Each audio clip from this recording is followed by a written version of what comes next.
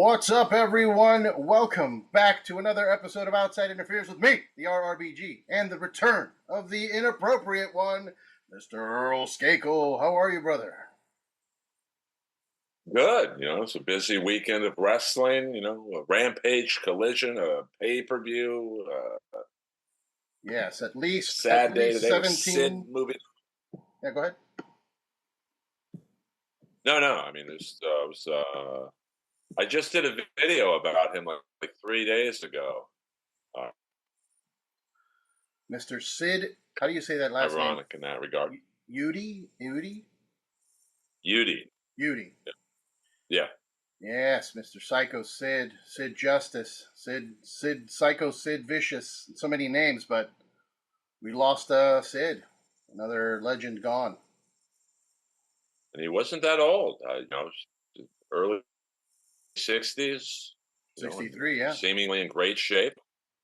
So, yeah, apparently it was cancer or something like that. I think his son mentioned it. Yeah, I mean, I'll guess. I don't think he smoked, so I'll guess it wasn't lung cancer. I mean, I have no clue, but I would guess maybe prostate. That's prevalent in men in their 60s. So, and he seems like too much of a man to get a finger up sad his day butt. for Yeah, I'd hate to be that doctor. Yeah, 100%. Oh man, you can hear me, right? I hear you. There's a little bit of, I think, of a delay or maybe a lag of some sort, but I hear you. Okay. Yeah. So yeah, there was a lot of wrestling, but we're gonna focus only on All In because there's too much to even. There's too much already on All In. I think there was like 30-something wrestlers performing before the actual main card even. Like it was some ridiculous thing like that because they did a bunch of multi-man matches in the pre-show. Yeah, they had a 16-man, kind of like their version of the Andre the Giant, Rumble Royal. There was a lot of talent. You really realize how bloated their roster is when this is a pre-show, and none of these guys are even close to being on the main card. Like, wow, this is and then what was the I think Stokely and the intergender match? That was pretty fun. Wasn't great, wasn't horrible. Yeah, we had Willow Nightingale and Tomohiro Ishii of New Japan versus Chris Statlander and Stokely Hathaway. And yeah, it was a fun match. I like to see Ishii no selling everything that Stokely threw at him. I thought that was funny. Yeah, there were some funny moments, like when he would chest chop Ishii, and like obviously he's not going to sell it. I mean, it was a humor match. I don't mind it. Not every fucking match can be, Jack Perry and Darby, blood and guts, and so I didn't mind. It was on the 0 hour, so it's in the comedy world, which you are now a part of. It was like the comic who goes on first or second. I mean, you got to warm up the crowd. It served its purpose. Yeah, for sure. Yeah, we had the other match you mentioned. It was like 16 men. Tommy Billington, I think is that the Dynamite Kid? Is that who he is? Yeah. Right? Mm-hmm. So yeah, Tommy Billington, Kip Sapien, Rocky Romero, Kyle Fletcher, Leo Rush, Action Andretti, and Top Flight versus Jay Lethal, Satnam Singh, Anthony Agogo, Arya Davari, Private Party, and the Dark Order. Jesus Christ. Was there even a purpose? Like, did they explain why those people are together, or just, hey, everybody wants to have a match at Wembley? I mean, not really. I don't think there was a lot of thought into this match. I mean, there were some funny moments. Lilo Rush and Satnam Singh. That was pretty funny, just because of the difference in height and weight and everything else. Yeah. Yeah, I mean, it was literally David and Goliath. I didn't care who won or lost, which is always a problem. I think Kyle Fletcher probably should have been on the main in some capacity. Uh, so it's another humor match. They're just warming the crowd up. It was okay, I guess. Yeah, and then there was Dustin Rhodes, Sammy Guevara, and Shibata, and the Von Erichs versus the Undisputed Kingdom and Cage of Agony, which is Brian Cage and Toa and Bishop.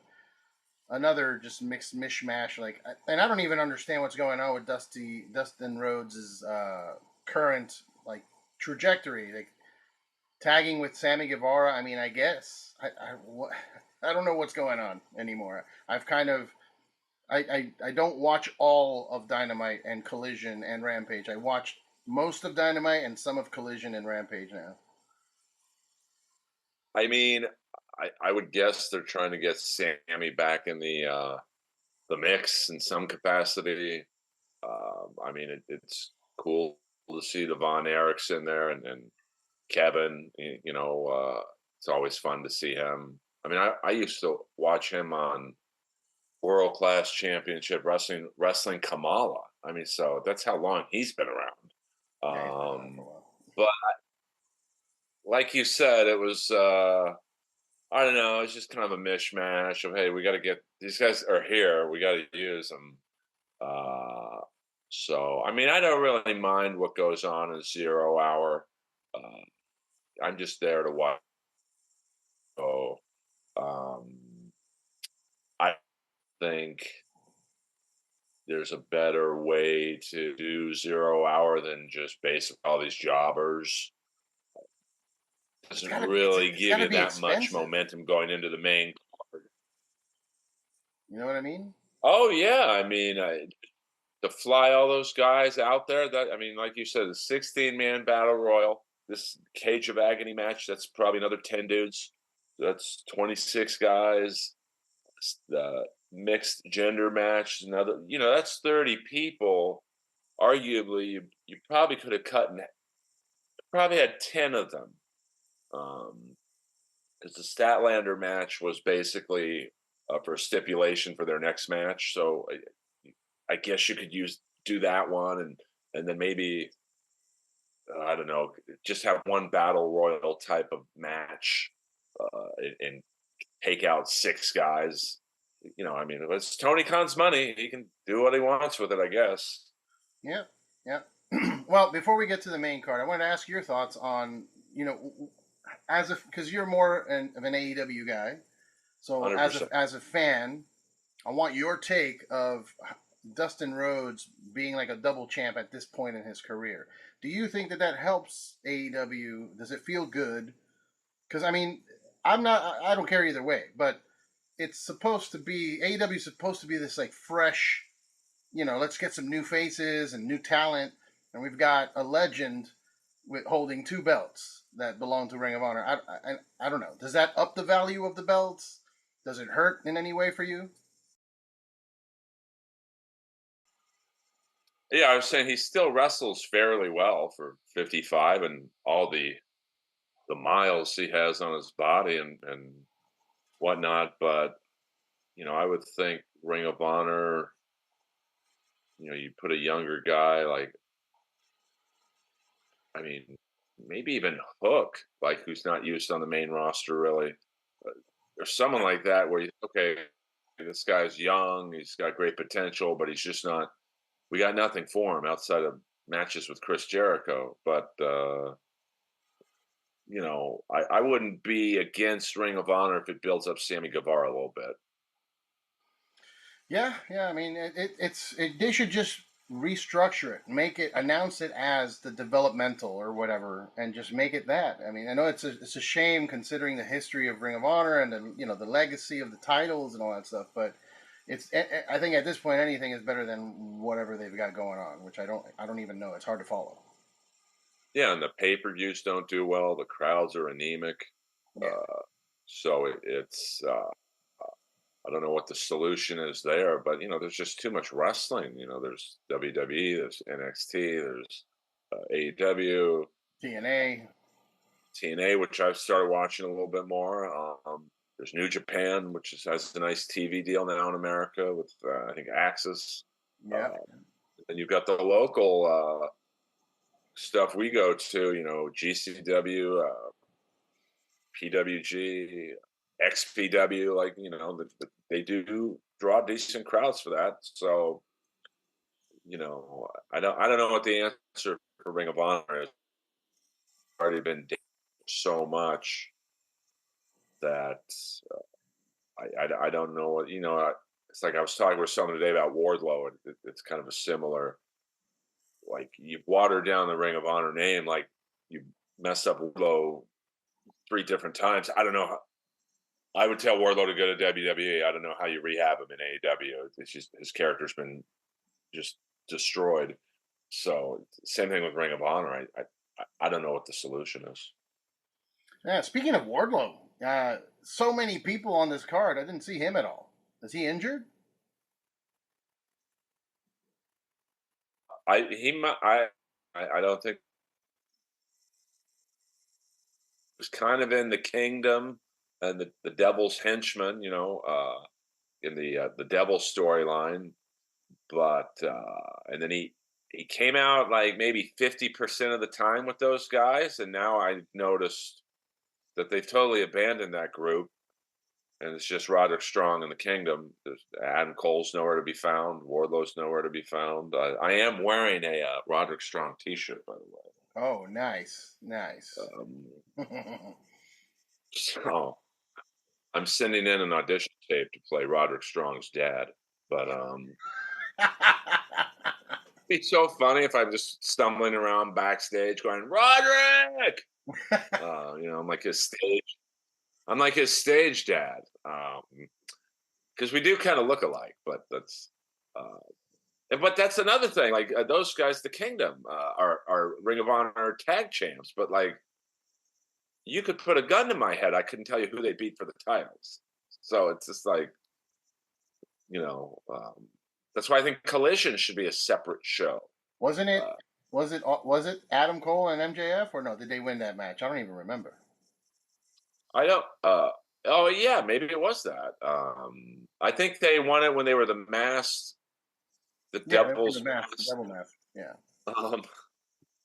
So I don't know. I mean, they that's why I was happy that one picture leaked of Shane McMahon and Tony Khan, because I would bring Shane McMahon in just for creative alone. Go, okay, what would you do with Wardlow? Well, this is what we would do with him.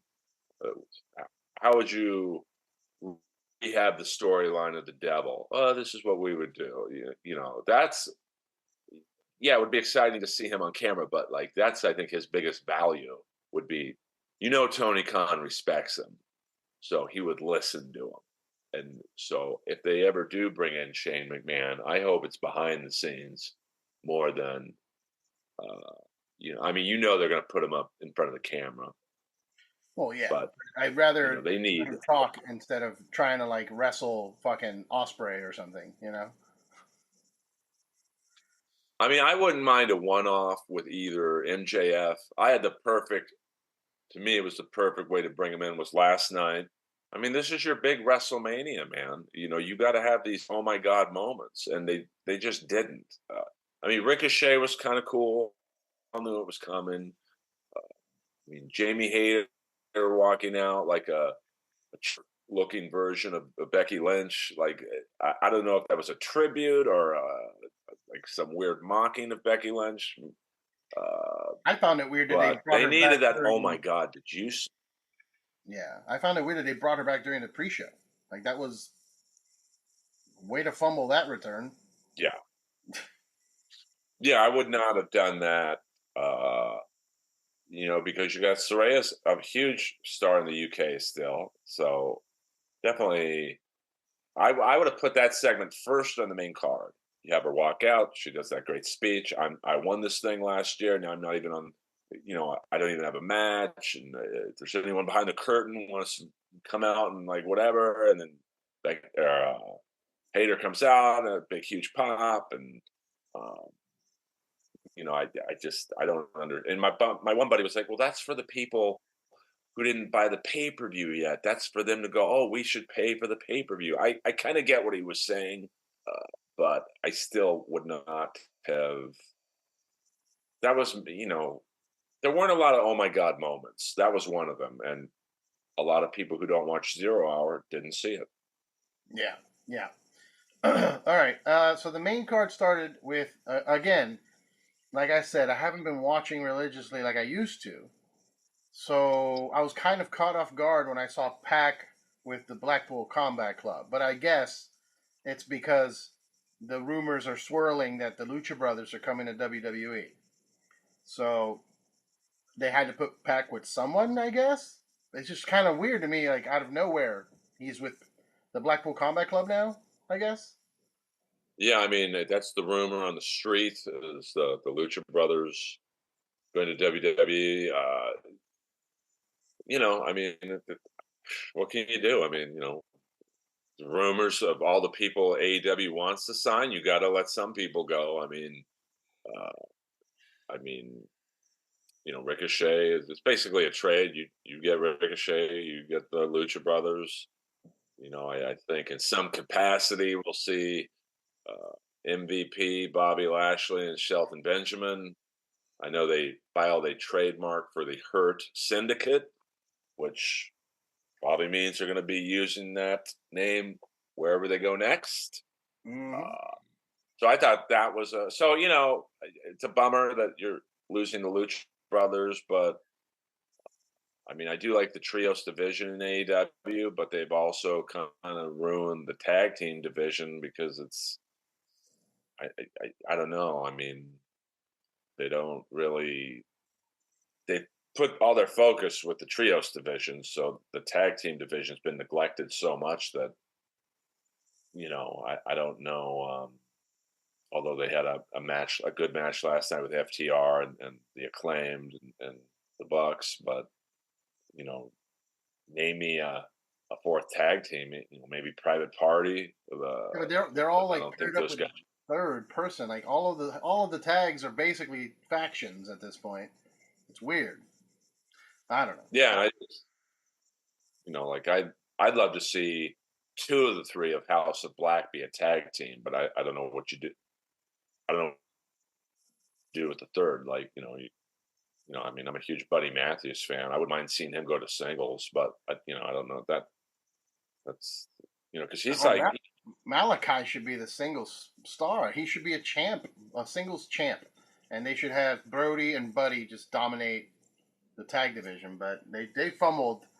They've been fumbling the House of Black a little bit overall, and it bums me out because I really like those dudes. But I have a feeling that once their contracts go up, I have a suspicious feeling that they're going to be looking for options. well, I don't know. Buddy re-signed with AEW, so That's um, true. I mean, I was hoping actually he would go to WWE because the money. I mean, it'd be an amazing program to have him come in. For those of you who don't know, he in real life is married to Rhea Ripley. Him and Dominic, like, there's definitely, I think, a program there if they were ever in the same company. But uh, I don't know how loyal Malachi and Brody are with Buddy. Who knows? But they get buried too in WWE. Like that's the thing. You get buried in both companies because both companies, like, there's just so many people, and I guess NXT is doing better. Like Ethan Page, and they handled him much better than AEW did. But I mean TNA, I don't know if they can afford these guys, but they're a third option, I guess. I mean, they got Ziggler, so I never thought Ziggler would sign with them over AEW. Yeah, yeah, yeah. I don't know. I don't know. I wish the House of Black the best because honestly, I do like them a lot. But it's kind of gone to shit from the debut of Malachi Black to where they are now. It's almost like it's unrecognizable in terms of story. But yeah, Pac and the Blackpool Combat Club, Claudio and Wheeler Yuta are now the trios champions for AEW for some reason. They could have given it to any of the other trios that are actual trios. Because Pac and Blackpool, like that seems like they just put them together so they can take the pin, but somehow they ended up taking the belt. So they put down the Patriarchy, which is Christian Cage and Killswitch and Nick Wayne. They took down the Bang Bang Gang, Juice Robinson, Austin and Colton, House of Black. Like, it just, I don't know. It left a bad taste in my mouth. Even though I like Pac and the Blackpool Combat Club, it just felt weird. Like they're shitting on the other trios. Yeah, I mean, I don't think there's a plan there. I don't. I mean, I don't know who's in the creative. I think it's Jeff Jarrett and Jay Lethal, maybe a few others. I'm assuming those guys have some pretty decent input. Um, but it just, I don't know. It just seems like a last minute decision. I don't know who should win. Who do you think should win, Jay? I don't know. Jeff, who do you think should win? Well, Tony, what do you want? Like, and then let's keep Pac. He might leave. Let's just put him with Yuta. And, someone's got to start the pay per view off. Yeah, right. After that, we had I figured this was going to happen, but Mariah May defeating Toni Storm. I thought it was a good match. They've been telling a really good story. That's one of the few that I have kept up with, for my own personal reasons. But no, it's a good. I think it's a good story that's been going on between the making her like a protege slash copycat to the final betrayal, and then now this. Like, it makes the story made sense for Mariah May to take the belt there. Oh yeah, it's been very good writing. It's one of the few matches I actually cared about, because they've given me a reason to care. It's been months of good storytelling. Um, Now the AEW's problem, as you know, is okay. This Dynamite, what do you do with Toni Storm now? Does she chasing Mariah May, or do you just kind of just drop her under some feud with like the Asian girl with the big jugs? Like, what's her name? Sarakara Mira? Mina. Yeah, I mean, but like, she's been floating around this storyline, liking both. Like, does she get involved, or is Tony perpetually chasing Mariah May? Which I wouldn't mind seeing them go again. Um, I mean, because Tony Storm's clearly calling the match. I mean, Mariah's pretty green still, but she's not a horrible wrestler, So, it'll be interesting to see what happens on Dynamite. There's a big Dynamite coming up. Like, it's because AEW's typical problem is these great one-off matches or short feuds, and then the next pay-per-view or the next Dynamite is the follow-up, which is usually pretty bad. Yeah, I guess we'll see. We'll see. We also had Hook versus Chris Jericho for the FTW title. I didn't understand why Hook had a patch in his eye. I guess I missed something. I must have missed a segment where he lost an eye. Jericho threw a fireball in his face. Oh, okay. He's a fucking wizard. All right, I got it. I mean, I didn't mind this. Jericho did the right thing. He put the young kid over. I think the storyline's a little long in the tooth between these two. So I hope Jericho moves on to a new feud, or maybe Big Bill turns on him. That's always it's always good to see a turn. And Hook should be used more. He's a great athlete and very strong for his size. I mean, he threw Big Bill over his shoulder like that's impressive. Yeah. It was good to see Bill get a spot, in Wembley. That was nice. Yeah, I mean, he's not used. Now he's basically Jericho's like Virgil, more or less. But he, like, I would put him and Wardlow in a tag team. Just it's basically you're ripping off Big Boss Man and Akeem, the Twin Towers. But like that'd be pretty impressive. Both guys are athletic. So that could be a way to, throw some life into the new tag team, and but we'll see. Yeah. All right. Then we had the tag match, which you mentioned, the Young Bucks, FTR, and the Acclaimed. I found it weird that the Young Bucks came out in the middle. Like, FTR came out, and then the Bucks, and then the Acclaimed. And I mean, I guess because the Acclaimed are more over, and they were expecting loud chants and the rap and all that stuff. But it just felt weird at the champs either usually come out first or last. You know what I mean? I don't know. Felt weird. Yeah, I mean, they were probably saving the big pop for the Acclaimed rap, which was pretty good. It was, I'm kind of over the Acclaimed with the rapping and the Scissor Me Daddy. It's just a little old. Um, but I it was. I mean, it was a good match. I didn't. It had a decent build up, not great. Um, I don't like 3-person tags or like 3 tag teams. I'd rather just see 2. But it was okay. I didn't really care who won or lost. I assumed the Bucks would win. So Yeah, I good. don't. A big pop from me with their Sergeant Pepper outfits in London. That's doing the whole Yeah, thing. no. I mean, I didn't like the stage that like just that black background, like relatively cheaply done. I mean, I know it's overall. I think the presentation on TV was good, but I don't know.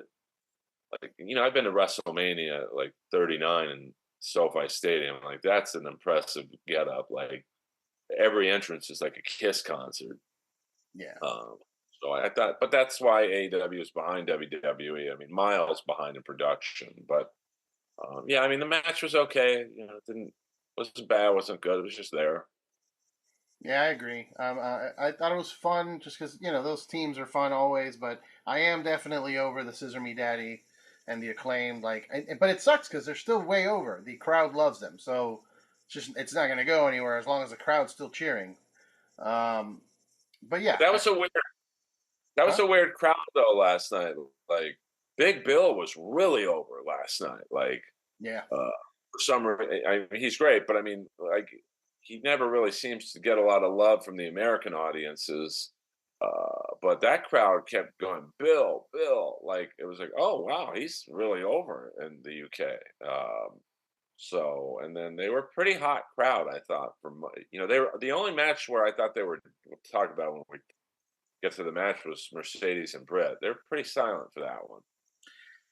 Yeah, we'll get there. All right. Next up, we had the Casino Gauntlet match, which Christian Cage won. But I feel like I have to mention the people that came out because that to me, this was my favorite match in terms of excitement. Obviously, the main event was one of the best wrestling matches ever, and so was Ospreay and MJF. But out of those two, besides those two, the Gauntlet was my favorite thing because it started with Orange Cassidy, who seems to have a gimmick change. I guess now he kind of cares. Is the new Right. gimmick? Oh, and I was having a few libations, as Cody would say, and I was cracking up for way too long when they did the zoom out of the stadium shot, and it's just that one firework for Orange Wow. Cassidy. I That lost my was pretty. mind. I couldn't stop laughing. But yeah, we had Orange Cassidy in his new black denim getup, and Kazuchika Okada, which is huge. And then number 3 in this gauntlet was Nigel McGuinness. Never in my wildest dreams did I imagine Nigel McGuinness facing off against Okada in Wembley Stadium in 2024. Did not have that in my bingo card at all. That was very well done. Okada's probably my favorite right now in AEW. He's fucking funny, man. Like Yeah, I bitch. never, but just his facial expressions, like I never would have guessed he would be funny. It's New Japan and whatnot. He had like that, almost like that Lance Storm vibe of just a serious ass kicker. And some of the vignettes. I don't know if you've seen them or not, but like who was he? I think he was in a vignette with Mercedes, and he's acting like a Oh. teenager. He's like, I never would have guessed he would like agree to do stuff like that. And when he's about to hit a move on someone, he smiles into the camera and just flips, goes like that. Yeah, he's been killing it. So I hope they give him some better. He's a singles legend.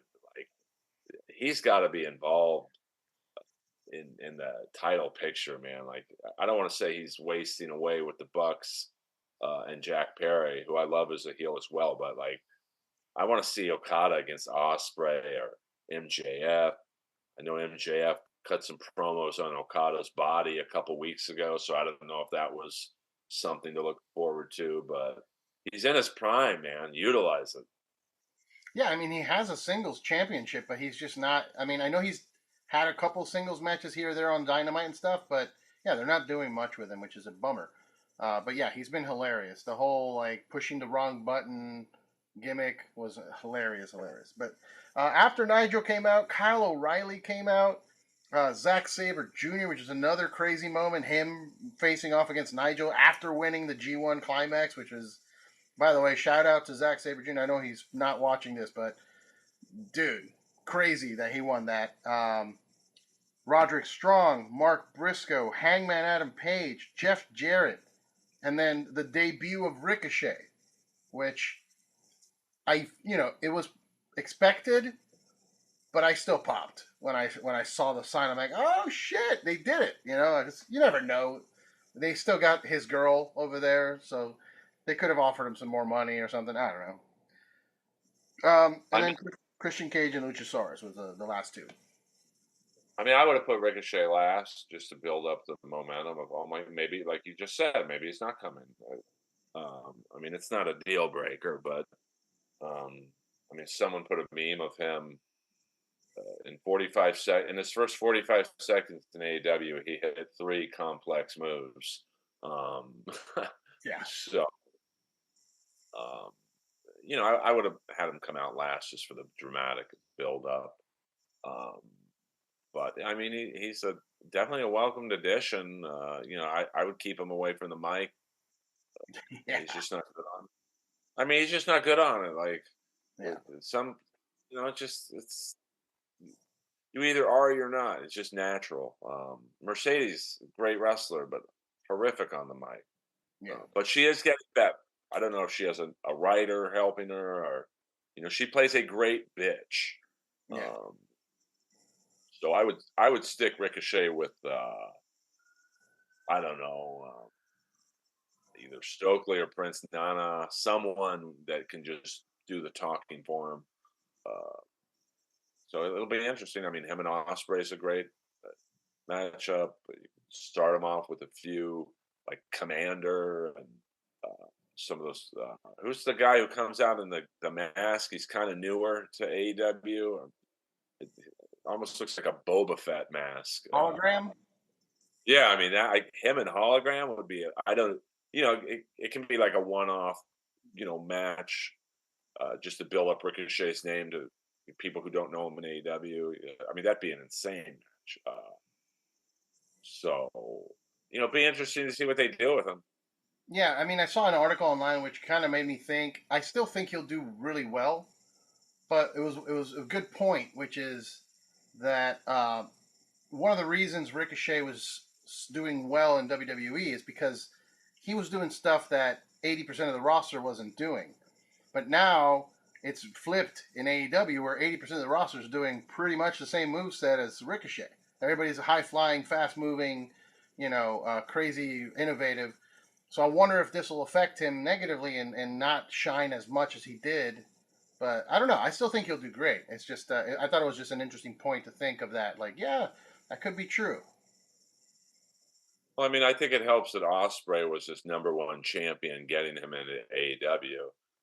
So if I were Tony Khan, I would have them do at least one match on Dynamite, like they did for Ricochet and Ospreay and Powerhouse Hobbs. Like that made me look at Powerhouse Hobbs in a whole different light. I was like, oh shit, he can hang with a guy like Ospreay. So that's another guy. I was like, where was he last night? So it'll be interesting to see how they handle him. I mean, I think they have better competition for him in AEW in terms of stylistic matchups. All those high flyers. Mortis would be fun to see. I mean, he's pretty nimble for a big guy. Kyle Fletcher, I wouldn't mind seeing him in. I guess he's like AEW's Logan Paul type body and whatnot. So I mean, there's plenty of people he could have a good program with. Yeah, I guess we'll see what happens. We'll see where he goes. I would save Ricochet and Ospreay for a pay per view. That seems like a pay per view caliber. Maybe for that international championship that we'll get to. I don't know how I felt. I didn't like that Christian Cage won this, but I get it. He's over and he's getting older, and if they are going to do any kind of world title program with him, it has to be now or never. So, I mean, I did like the tease to Luchasaurus turning on him. I mean that needs to happen, but I don't know if Luchasaurus. I don't know if people care enough about Luchasaurus. But that's been done very well. Really, the last 4 months, they've taken their time with the potential turn of Luchasaurus becoming a face, but he doesn't really wrestle a lot. He's just kind of in the back behind Christian and Nick Wayne, and I do like how they gave Mother Wayne the belt and not Luchasaurus. That's pretty funny. yeah. Um, so yeah, but you're right. I mean, he is in his 50s. He can still go given his age and wear and tear on his body, and you got to assume at some point maybe him and Adam Copeland get back together. I mean, there is potential to really revive the tag team if you put Christian and Adam Copeland together again. Wardlow and Big Bill. Maybe Ricochet and another maybe Ricochet and Ospreay. Not that Ospreay's a tag guy, but you could be a nice shot in the arm to the tag division. Yeah. Yeah. All right. After this, we had, as we've been talking about Ospreay, we had Ospreay versus MJF. Been liking a lot this American hero MJF character. Uh, I don't know if it's an intentional. I mean, I'm sure it is an intentional jab at Cody Rhodes being the American hero in WWE and whatnot. But I think it's an interesting change of character. I feel like he's still trying to find himself since he came back. Because that heel turn was weird. It kind of canceled out all of the Adam Cole Devil stuff. Like it doesn't, as you see, none of that matters anymore. And then he was a heel, like a badass version of himself with a leather jacket. And then they did this whole USA American Hero gimmick, which I found hilarious. But I don't know if he's going to keep it going now because it felt temporary. Like I'm just doing this to get to Ospreay. So I don't know where he goes from there. Does he go back to the leather jacket? But either way, fantastic match. The Will Ospreay entrance with Assassin's Creed was cool, but I think it was a little long. But I'm sure he, as a fan of Assassin's Creed, was dying when he heard the voice actor from the game actually talking about him and doing the whole video intro for him and all that. So congratulations to him for fulfilling a childhood dream. But yeah, I don't know what they do with MJF now. Like, where does he go after this? I mean, I don't know. I mean, maybe him and Swerve renew their acquaintances. Maybe, I mean, he's the best heel in the company by far. So you got to put him up against a good face. So maybe I don't. It'll be interesting to see who gets the first title shot with Danielson. Maybe it's a rematch with Swerve. Uh, so it's maybe this is the time you put MJF and Okada uh, together.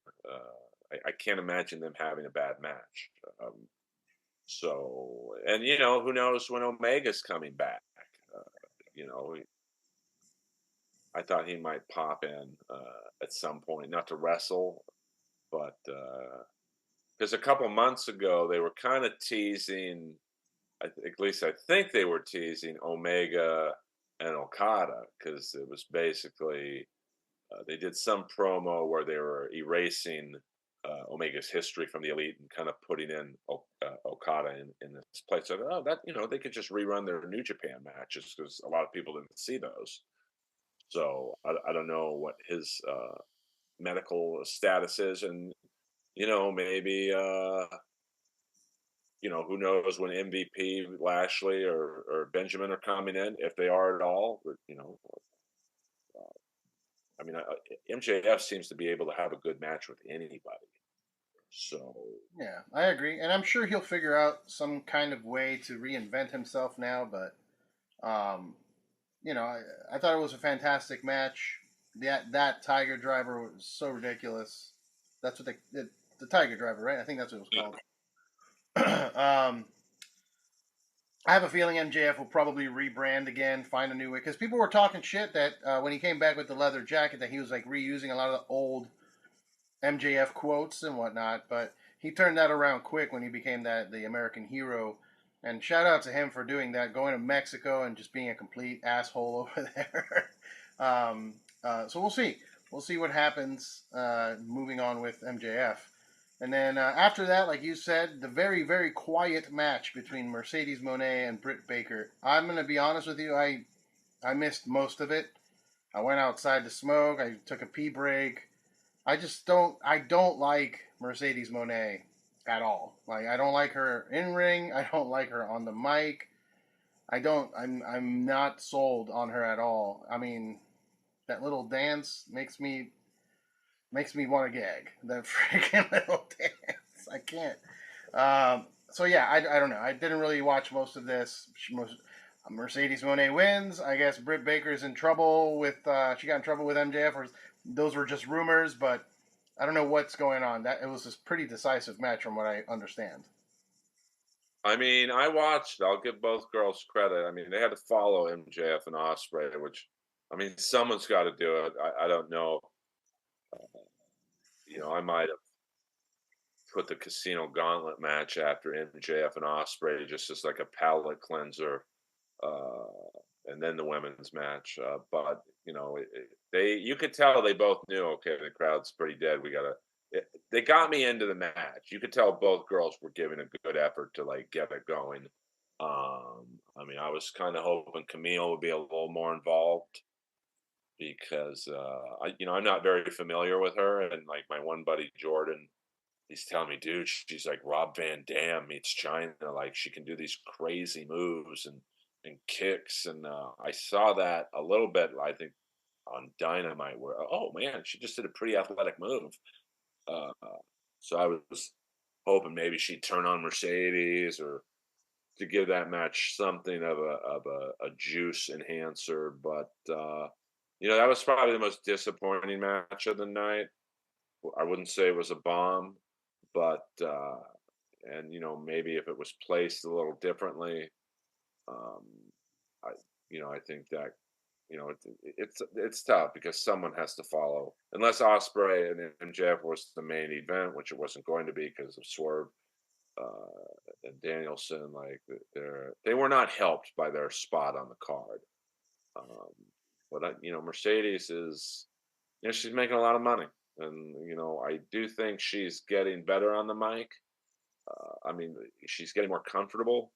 Like her and Britt did have some good promos leading up to this match, but her main uh, talent is her wrestling. So I would give. I like they gave her a bodyguard. She's an interesting looking girl, Camille. I think maybe put her with Prince Nana or Stokely or someone smart. Mark Sterling, he's not used a lot, but she might thrive with a good manager. Yeah, I think having her next to Camille makes her. I think it makes her look small and weak. Like that's a huge girl, Camille. Like I don't know. She like I feel Yeah, when I put it together, I feel like she should have the championship, not Mercedes. I didn't realize that, she's almost gotten bigger by the week. Like when she first debuted, I'm like, this is the girl people are comparing to China. I don't see it. But then, like last night, there was an angle. Maybe it's the angle, but I was like, oh shit, she is pretty jacked, Yeah. and feminine looking. So, um, I'd like to see her. I mean, the women's division's pretty stacked now with Hayter coming back, Camille in the picture. Uh, you know, so it'll be interesting. But it's like we've talked about already tonight. Okay, Mercedes beats Britt Baker. What do you do with Mercedes on Dynamite? What do you do with Britt on Dynamite? Um, always the problem is the follow up to the result. So this is a very important Dynamite um, Wednesday. And I think it is in terms of you got some momentum. It's not a lot, but let's see what happens. Yeah, we'll see what happens. We'll see. Jack Perry versus Darby Allin. I want to give a shout out to Jack Perry, the scapegoat. What a rebrand from old Jungle Boy, Looks 10,000 times better now. Using all of the CM Punk heat as a gimmick, basically. Rebranding the TNT title, which I thought looked amazing. He posted a video on his socials of him like legit metal working and putting a coating on it and scraping out and painting it himself. Like that was really cool. I haven't seen anything like that actually in pro wrestling. Like there's been custom belts before, but they've never shown like the wrestler doing it. They never showed Daniel Bryan doing the fucking potato sack and wood championship belt, at home with his like beads and shit. They just debuted it. This was cool that they showed it. But yeah, great match. Darby came out with like thumbtacks glued to his face. It looked like Hellraiser. Lunatic. 100%. I mean, that kid's going to be a wreck when he's 40, but no one's forcing him to do it. And I agree 100% with Jack Perry. Like I love him as a heel. And the gleam. You could probably tell he's a great guy off stage, because the reason I say that is because you can tell the gleam in his eye of being a bad guy. And when he dumped the glass on the mat, you can just tell. Like I agree with you. Like I do like that he's using the CM Punk situation for some extra heat, and some people don't like that. It's like move on, but I love it. But I mean, they've ever since they showed the video of him and CM Punk backstage, I think he's really thrived because I don't know what you heard, but before that tape was aired, and I know people were like, "Why is AEW highlighting the WWE wrestler right now?" The narrative I heard was CM Punk choked Jack Perry out. That's what I heard. And so I think that tape showed that CM Punk kind of jumped him and Jack Perry fought back. Like, because my image was, oh, CM Punk just put him to sleep. But so I think that helped. Okay, it's not as bad as we thought it was. And he's thriving. I love I said this a couple of months ago that the promos they have with Okada pulling up in a Ferrari and people hate the Bucks. They're good heels, because in real life people are like, you guys are making a lot of fucking money and you barely wrestle. And Jack Perry, people don't like him for any number of reasons. I see a little bit of the Four Horsemen in this group. Like they don't have a flair, like in terms of the mouth, but I don't know. I like this group. I hope it's a good faction. They don't have a lot of good factions in AEW. No, they don't. They don't. I dig Jack Perry with the Bucks. I wish that they matched a little more in terms, because like the Bucks and Okada are in a suit, and Perry is more of like the rebel, leather jacket, jeans kind of vibe. But it's fine. They're all badasses. I did notice that the match was kind of one-sided, wasn't it? It seemed pretty abusive towards Darby. I didn't see Darby getting a lot of hits back. Well, I think because their match a couple weeks ago, which was like a War Games on Dynamite, the double cage, and where I think Jack took a lot of shots. I mean, that chair shot was brutal, and of course, the internet, those people on the internet are out of control. This one guy like slow mode the shot, and he's like, "See, you can see it's a gimmicked chair. Like, look at there was some sign or something that."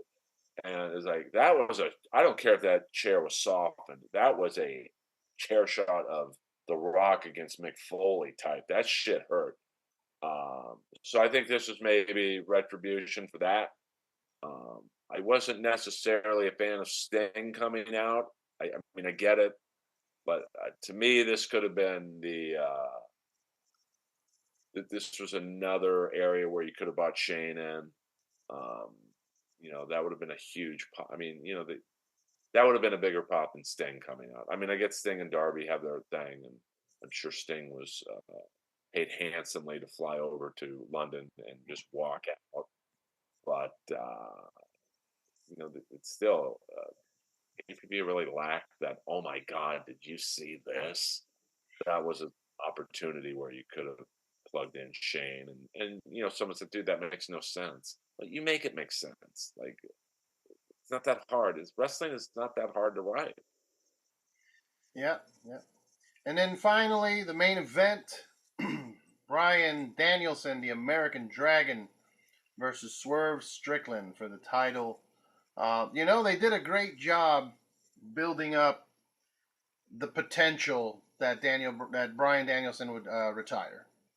Because I'll tell you what, when he got in the ring and he was having his moment, like right before the match starts and they're making the announcements, the way they shot it and his face, I was like, oh man, this might be his last match.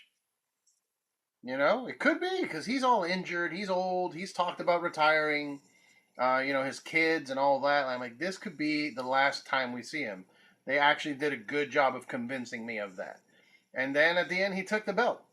And I don't know how much of it was a work, how much of it was real, but it worked for me in terms of getting me excited, getting me to believe the storyline of losing a career. Because when they first announced it, oh, career versus title, I'm like, oh, there's no way that Danielson's gonna quit. But then as time was progressing, and I was seeing the injuries and the tape, and his interviews off television interviews of him like, yeah, I don't know, I'm tired, I'm old, I got my kids, blah blah blah. I'm like, oh fuck, this might actually be it.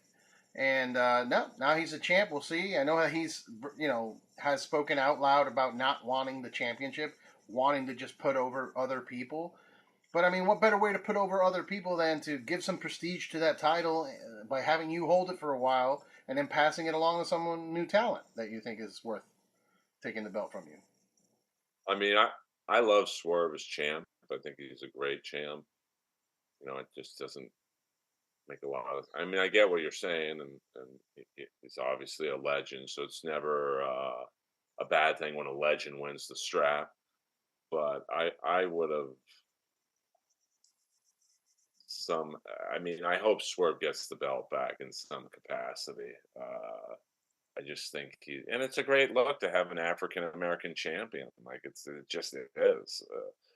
Now he's a great wrestler, whether it's black or white, but it's not a bad look, and he's a good bad guy. Um, so once again, this Wednesday on Dynamite, what direction do they point Swerve in? Maybe a rematch.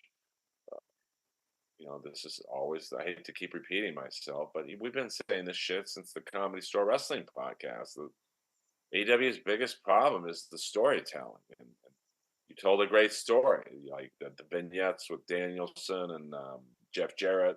The old vet talking, "Hey, go for it." And that made you invested in the story even more. And Swerve's a great heel, but now what? So I Yep. mean, I know this is gonna be a must see Dynamite. Like it is. How do you bring in Ricochet now? I know that he's having a match, so there's that. What do you do with Britt Baker now? Who's Mercedes go up against? What do you do with Tony Storm now? Where do you put Okada? What's he? It's just like a lot. And maybe there's another. I got the feeling that after the pay per view was over, that AEW's holding back something for Dynamite, like a debut, or I guess no one would return, but like because they just, man, I just it was a very good pay per view. It wasn't great. What's your final score? What would you score it out of 10 Earls? 10 Earls. Give it an 8. I mean, good return that I thought they somewhat botched, put it on 0 hour, like we said. Really not a bad match on the card. Um, if the Mercedes Brit's the worst match on the card, that's a pretty good card. Yeah. Uh, because I'll give both girls respect. You could tell about 10 minutes in, they're like, hey, let's just go all out. We got to do something because this crowd's pretty dead. Um, and MJF Ospreay. I mean, it ended very strong, and even though there was a lot of matches, 12, did you say? 1, 2, 3, 4, 5, 6, 7, 8, 9, 10, 11, 12 matches. I would say this might have been the best paced AEW pay per view ever. I left. I don't want to say I wanted to see another match, but I wanted more, which I don't think I've ever said at the end of an AEW pay per view. I mean, what was that first Forbidden Door? It seemed like it was 14 hours. Yeah, yeah, I mean, I would not be surprised if Shane is helping them already. Like, this had a very polished vibe to it. Like, the matches weren't too long, the storylines made sense. I mean, the Casino Gauntlet thing, I don't know if that made sense, but like, it wasn't like, what the fuck am I watching? Which is sometimes in AEW you do. And I'm a mark. yeah, Uh, so, I mean, the only negative I thought was you could definitely tell, I would say there was about 10,000 empty seats. yeah, And that's something you just wouldn't have seen in a WWE production. I mean, whether you like WWE or not, they are good at the polished presentation. WWE literally would have paid homeless people to sit in those seats. So, or you move people from the hard cam side, and I'm sure it was pretty full. But I really learned a lot on production when I went to the show in Bakersfield, um, because when I went to that show, half the arena was empty. It was just the TV side, and then maybe the first 5 rows, so it didn't look empty like when they would wrestle down in that area. But on the hard cam side, man, it was pretty bad. And when I watched it on TV the next night, you couldn't tell. So I think that with the All In London crowd, I definitely would have moved people from the hard cam side. There was a fair amount of empty seats. So, um, yeah, that was really the only negative was the presentation of the crowd, I thought. yeah. I mean, look, and I hear the talk all the time of how declining ticket sales and attendance and all that.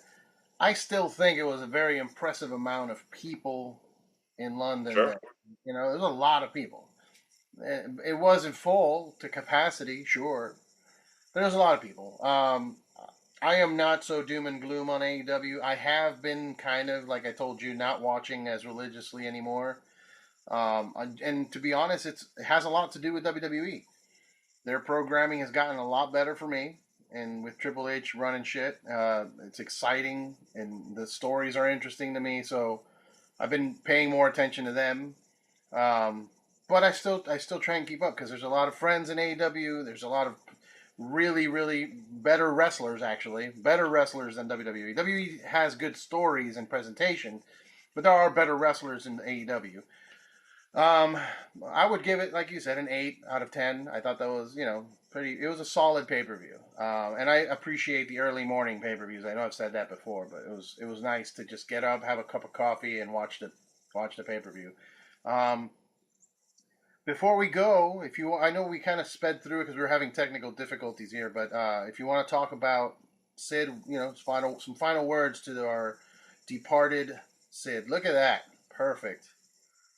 What was he when he was that ref? What was it? Sid Justice or was he Sid Cycle Sid? I think it was Sid Justice. He was the referee at SummerSlam.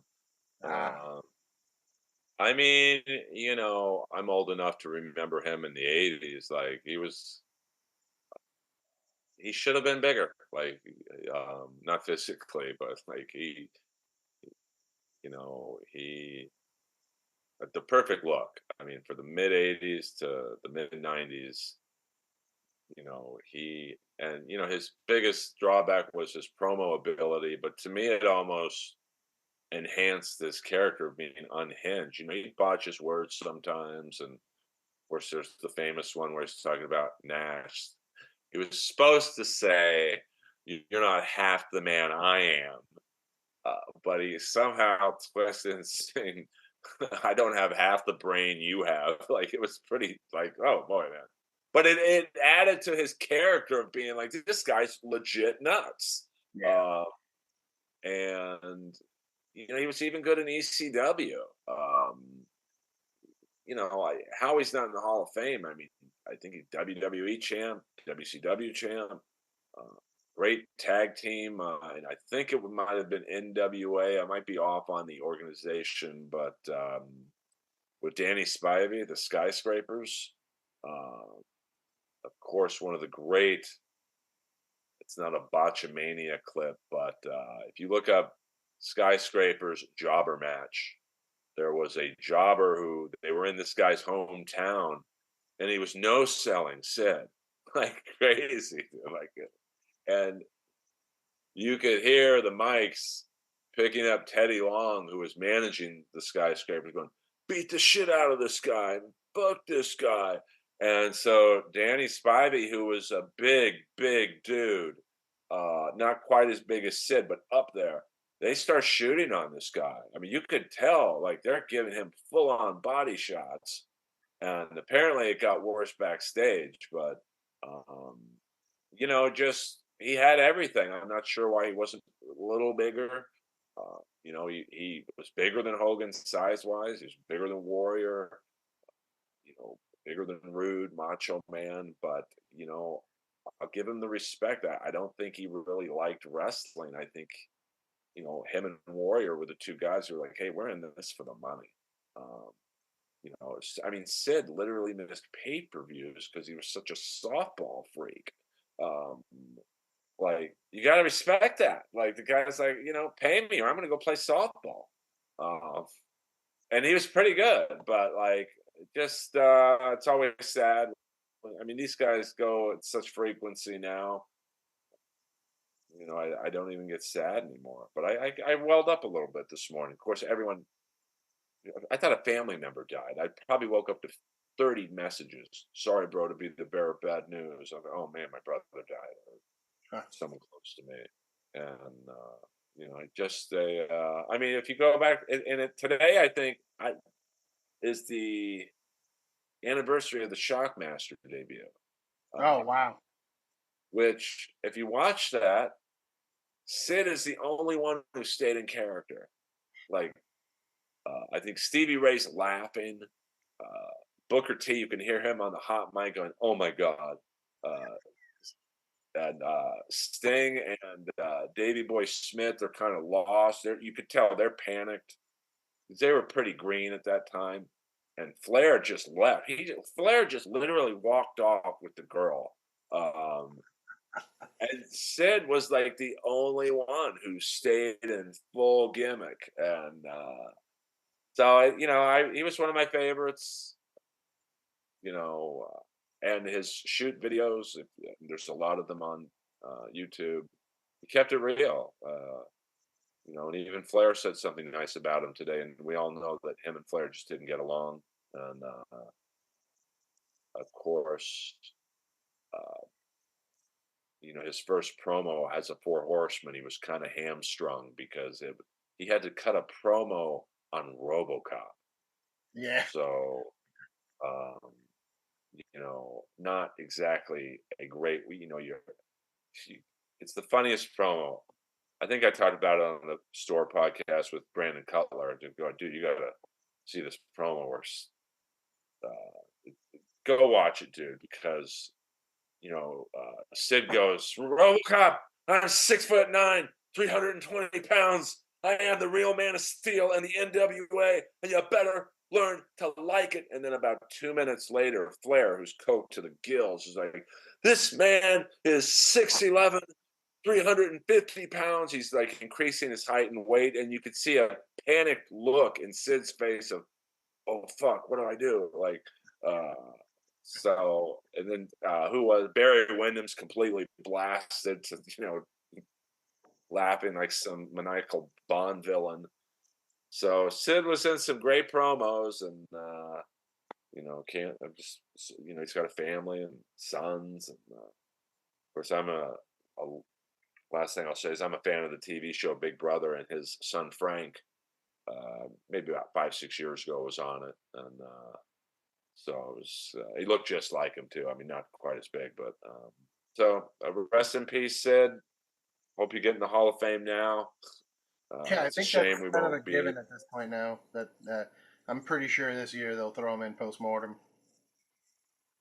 I mean, it will be interesting to see who puts him in, because he kind of seemed to be a rogue. Like, I'm not really friends with pro wrestlers. I'm more friends with my friends who I play softball with. I mean, I would guess I can't see Flair putting him in because everyone knows they didn't like each other. Although Flair was very gracious, I could see DDP maybe putting him in. He'd be, even though they don't have like a ton of history. Uh, Yeah, Maybe Dan Spivey. I don't know if he's burned bridges with maybe Shawn Michaels. He at one point was uh, Shawn Michaels' bodyguard. Just another great promo he was in when Shawn Michaels fired him and Sid went to power bomb him, and you could see Shawn wiggle out of it. Like, it's like, I'm not taking a power bomb from you. So they kind of botched the first power bomb, and then I don't know if this was part of the script, but Sid was like, He picked him up again and gave him a hard power bomb. So not quite as hard as when he knocked Brian Pillman unconscious, but I've seen that. did. That was crazy. Well, I mean, that's good. It's kind of funny when you watch that clip because it's a war games, and I would guess the cage. It's probably the smallest cage I've ever seen in terms of the height. It was, I would guess, 7.5 to 8 feet, and Sid picks up Pillman, and Pillman's neck whiplashes against the top of the cage, and you could tell he's out. And Sid picks him up again, like basically power bombs an unconscious person. Um, and then Giant Gonzalez had to come in for the save, and he's walking. You think Sting was slow yesterday walking. Giant Gonzalez was like, he had bad hips, bad legs, bad ankles. So not the guy I would have sent in to save somebody, but a lot of it's always sad when we're going to start losing guys of his era. I mean, I don't want to mention names, but it's 80s pro wrestlers. One, they're in their 70s now, and two, they're you got to figure the wear and tear is pretty fucked up. Yeah, So yeah, they're all pretty banged up. hopefully, we don't lose too many more. Yeah, man. Rest in peace, Psycho Sid. Really had he. I was never a fan, but he was always in my mind as a child watching wrestling. Like, whenever he'd show up, I was legitimately scared of him. Like, I thought he was actually just some psycho that was gonna kill everyone there. So he definitely made an impression on me as a kid. So rest in power, how people say sometimes.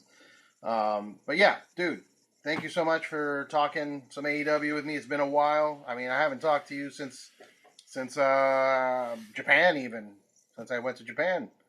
Yeah, I know. I mean, you're killing it. A roast battle judge. No, I'm serious, dude. Flown all the way to Japan to judge roast battle. That So was fun. That was fun, man. That and Bloodsport. I got to do Bloodsport and roast battle in Japan, which it's just I still can't wrap my head around it, but it was a fun time. Shout out to the Tokyo Comedy Bar over there. If you ever go to Japan, I got you. I can connect you to the bookers there, so you can get some stage time. I would definitely do comedy there. I would not fly to Japan to judge roast battle. No, but you could do I, a set for sure out there.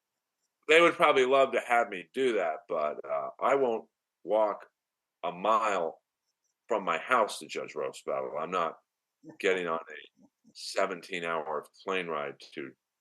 I can only imagine how bad the roast battles are in Japan. I mean, they're bad here. Yeah, it was surprisingly not horrendous. I've seen way worse here at the Belly Room for sure. The good thing is that they have a tight knit group of comedians out there, so they're just helping each other out, writing, and they all seem to be, there's a limited number of how much they can put on every week because they do all like regular comedy shows too. So, but what they told me that uh, because I was an outsider from the U.S., the show's like it's sold out because they're not because of me. It's not because like, oh my God, Eddie Torres is here, but it was more like, hey, here comes somebody from the U.S. who's in the comedy scene, and they're so used to seeing the same like 12 people that anybody that shows up from any other country, it's like an attraction to them. So it sells out. I mean, it's not a huge room, but it's still a sold out room. Well, yeah, it's like anytime I do like certain comedy clubs deep into Canada, they're really excited. Oh my God, this guy's a comedy store paid regular. Could be any paid regular. It's not just me. They're here. Like you're a celebrity to these people Yeah. in other countries, and um, so just you're a comedy store guy. So that they don't. It could be you, could be me, could be Henchcliffe, could be Red Band, could be Sosis could go over there and it's like, oh my God, this guy's from the comedy store. No, I'm serious. It doesn't Yeah. matter. It's so I think he's working at the Concubine Lounge or whatever that club is called in Hollywood and Highland. Um, so shout out to John Sosis. Good luck with that club. All right. Well, thank you guys for watching. Please follow the show at Outside Interference Show. Follow me at RRBG Podcast. Earl, plug away. I know you got a special coming. Got a special coming. That I've released some vignettes on my YouTube page. And I do random episodes of Inappropriate Earl. Um, so just follow me on YouTube. That's where I'm really concentrating my energies on. And I'm on. You can follow me anywhere. It's very simple. It's just Earl Skakel, EarlSkakel. And if you ever want to come to the Comedy Store, if you're coming into LA or you live here already, DM me on Instagram. That's the best way, and I'll take care of it. Hell yeah, brother. Thank you so much again for your time. We'll hang out soon, all right? Miss you, dude. Miss you too, man. Let's hang out soon. All right, brother. I'll see you soon.